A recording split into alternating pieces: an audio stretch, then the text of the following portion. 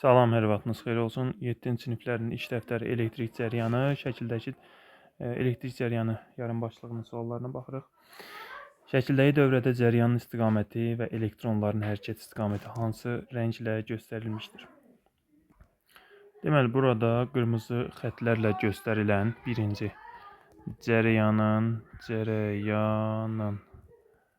istiqaməti,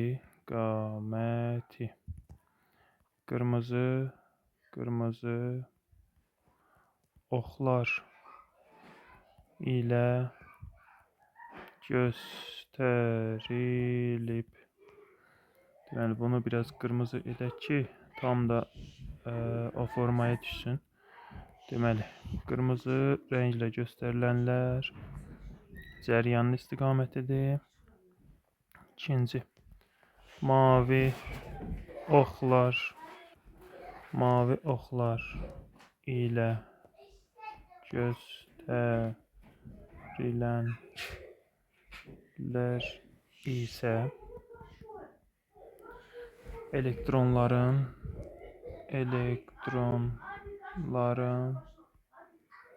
hərəkətini göstərir. Elektrik cəryanı ilə bağlı hansı fikirlər doğrudur? Yüklü zərrəciklərin nizamsız hərəkətidir. Yanlışdır. Nizamsız yox, nizamlı.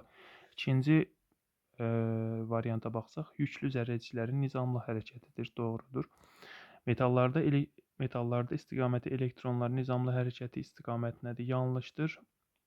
Nizamlı hərəkətin əksinədir. Yəni dördüncü variantda olan metallarda istiqaməti elektronların nizamlı hərəkət istiqamətinin əksinədir. Üçüncü sualda bildirir ki, şəkildə naqilin bir hissəsi verilmişdir. Bu naqildən cəryan keçirmi? Cavabınızı əsaslandırın. Deməli, üçüncü sualda şəkildə naqilin bir hissəsi verilib. Lakin bu naqildən cəryan keçirmi? Xeyr. Naqildən cəryan keçmir.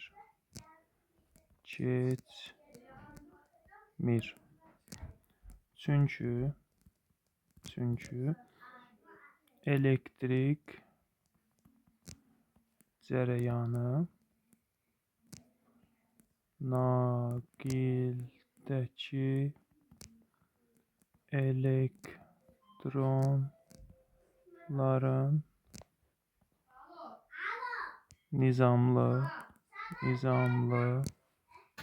nizamlı hərəkətidir.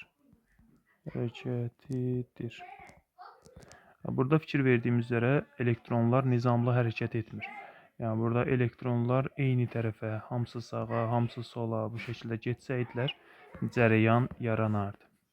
Ampermetrin göstəricisine əsasən birləşdirici naqillərin en kəsiyindən 5 dəqiqə ərzində neçə kulon yük keçər? Deməli, 5 dəqiqə T bərabərdir 5 dəqiqə. Dəqiqəni saniyəyə çevirsək 60'a vurmamız lazımdır. Bu da edir 300 saniyə. Və ampermetrin göstəricisine baxsaq 0,1 amperdir. I bərabərdir 0,1 amper. Bizə bildirir ki, neçə kulon? I Q bərabərdir suala.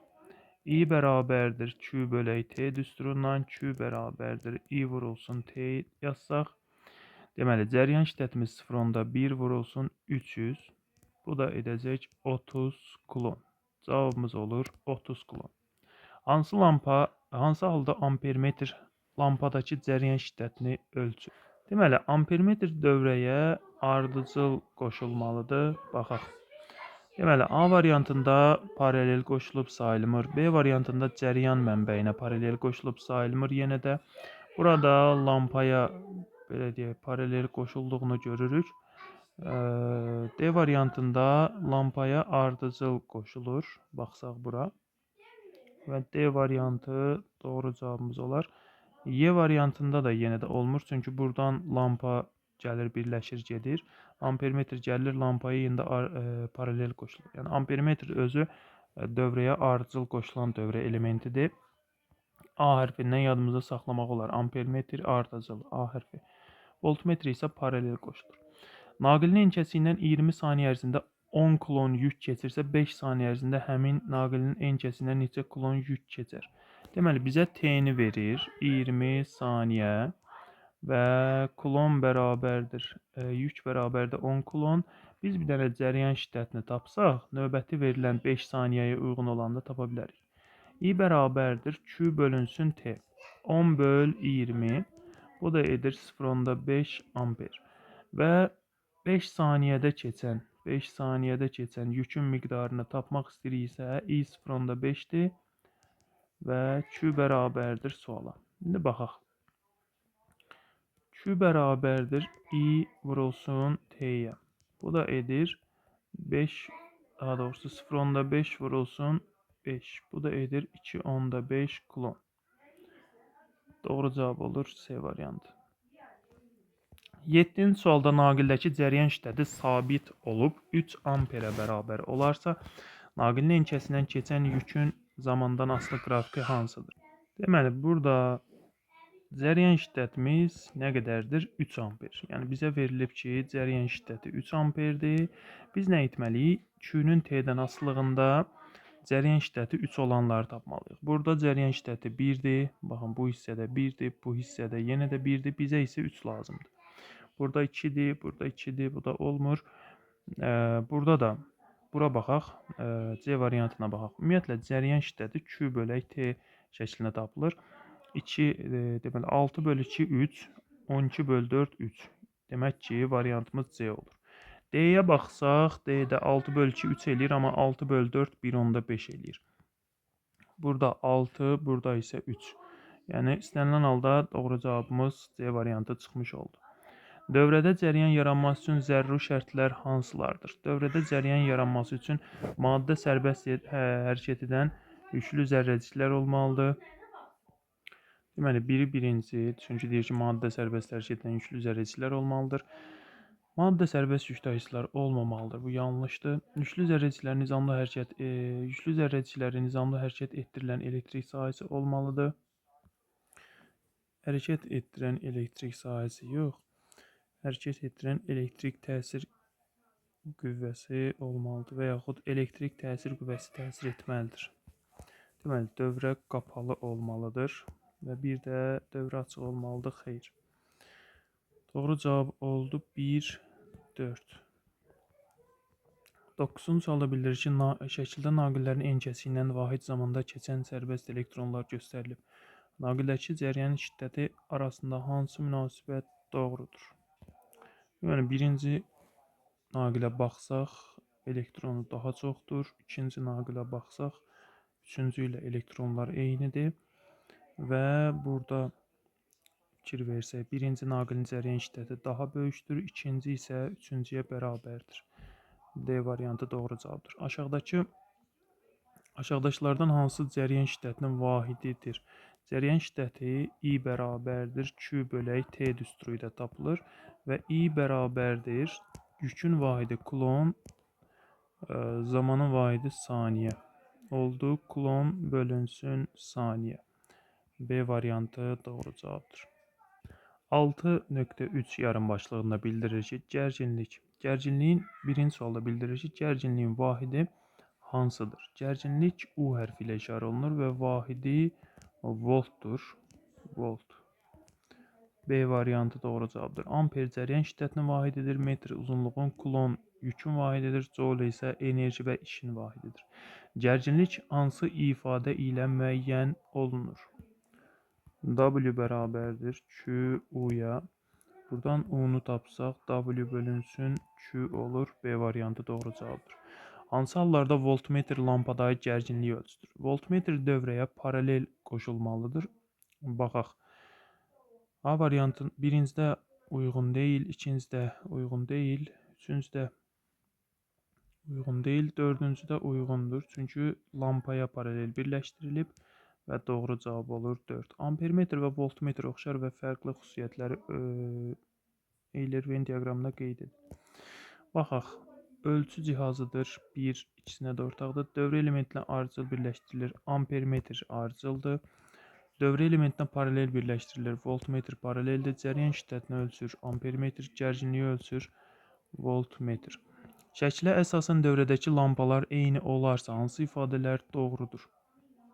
Birinci lampaya fikir versək, gərginliyimiz 3 voltdur. İkinci lampa nə idi? İkinci dövrəyə fikir versək, ardıcıl birləşmədə, baxın burada cəryan mənbələri ardıcıl birləşdirilib, 3 volt 3 dənə cəryan mənbəyi birləşdirilib və gərginliyimiz həmin o 3-lərin cəmi olacaq və 9 volt olur. L1 lampası daha parlaq yanar. L2 daha parlaq yanar, çünki gərginlik daha çoxdur. L1 lampasının uclarındakı gərginlik 3 voltdur. Düzdür, L1-dəki gərginlik 3 voltdur. Üçüncü də doğrudur. Gələk növbəti, dördüncüdə deyir, L2 lampasının uclarındakı gərginlik yanlışdır. L2 lampasının uclarındakı gərginlik 9 voltdur. 9. Bu yanlışdır. V2 voltmetrin göstəricisi V1 voltmetrin göstəricisindən 3 dəfə çoxdur. Doğrudur, çünki birincisi 3 voltdur, ikincisi 9 voltdur, 3 dəfə çoxdur. Deməli 2, 3 və 5 doğru cavabdır. Joule böl Coulomb hansı fiziki cəmiyyətin vahidinə uyğundur? Deməli, Joule gərginliyin belə düsturu var. U bərabərdir A bölünsün Q-yə. Və burada nə oldu? Joule cərəyan şiddətinin vahidinə uyğundur. Vahid olaraq çıxarsaq burada.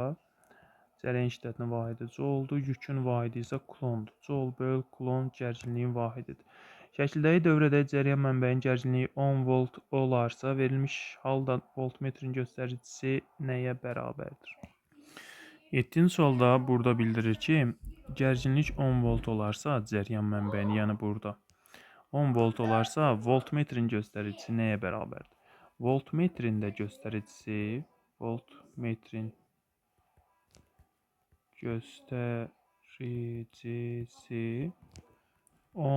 volt olur. Çünki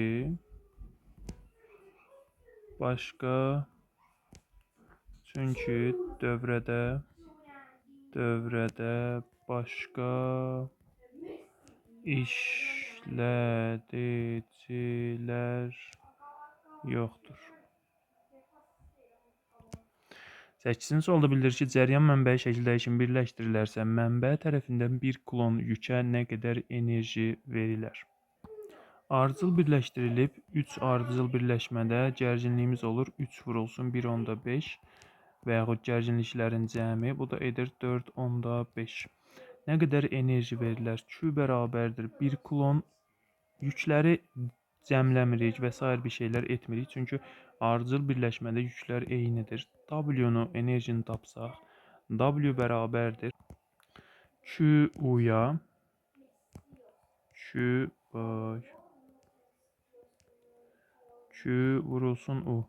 Q-müz 1, gərginliyimiz 4.5, bu da edir 4.5 joule. Şəkilə əsasən müəyyən et. Cihazın bir bölgüsünün qiyməti, baxsaq, bir bölgünün qiyməti, deməli 1, 2, 3, 4, 5, 6, 7, 8, 9, 10. Bir bölgünün qiyməti 0.5 voltdur. 0.1 daha doğrusu, 0.1 volt. Cihazın xətası 0.1-in yarısı, bu da edir 0.5 volt. Voltmetrin göstəricisi 1.5 volt. Cəryan mənbəyi tərəfindən 1 kulon yükə verilən enerji. 1 kulon yükə verilən enerji bərabərdir. Cəryan mənbəyin gərginliyi 1.5 voltdur. 1 kulon yükə veriləndə hesablayanda 1-ə vuracağıq, olur 1.5 joule. Açarları qapadıqda lampalardan hansı daha parlaq yanar? Cavabınızı əsaslandırın. Daha parlaq yanan ikinci lampa olar, çünki gərginliyi burada toplayırıq. U bərabərdir U1 plus U2 topladıq. Cavab olur B variantı. Dövrədəyi voltmetrin göstəricisi 3 volt, ampermetrin göstəricisi 0.2 olarsa 2 dəqiqə müddətində. Deməli, U bərabərdir 3 volt, ampermetrin göstəricisi 0.2 amper, T bərabərdir 2 dəqiqə, yəni 2 vuru 60 saniyə, bu da edir 120 saniyə. Və enerjini hesablayın, bərabərdir suala. W bərabərdir IUT düsturu. I 0.2, U3, T isə 120. Bu da edəcək 72 Joule. Bu qədər diqqətiniz üçün təşəkkürlər. Növbəti başlıqda görüşənədək.